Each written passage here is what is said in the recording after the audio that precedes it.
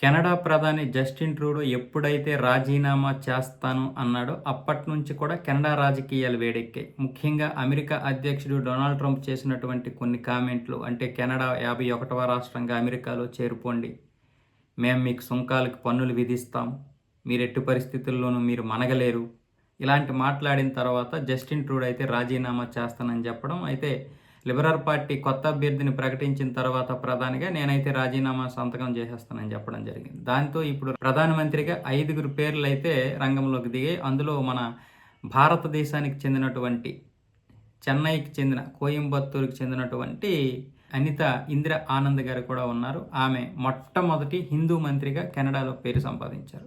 ఆమె పార్లమెంట్లో మొట్టమొదటి హిందూ మంత్రి. అయితే ఇప్పుడు ఈ ప్రధానమంత్రి రేసులో 5గురు పేర్లు, ఈమె పేరు కూడా ఉంది. అయితే ఈమె తప్పుకుంటున్నారు ఇప్పుడు. నేను ఇంకొకసారి ఎంపీగా కావాలనుకోవడం లేదు, నేను పరిశోధన రంగంలో అనేక సేవలు చేయాలనుకుంటున్నాను, కాబట్టి నేను ఇప్పుడు ఎంపీగా కావాలనుకోవడం లేదు, అందుకని ఈ ప్రధానమంత్రి రేసు నుంచి తప్పుకుంటున్నానని ఆమె స్వయంగా చెప్పడం జరిగింది. ఈమె తమిళనాడుకి చెందినటువంటి సుందరం గారి కూతురు. అనిత గారు స్వస్థలం తమిళనాడులోని కోయంబత్తూరు జిల్లా వెల్లలూరు. ఆమె తాత అన్నాస్వామి సుందరం స్వాతంత్ర సమరయోధుడు.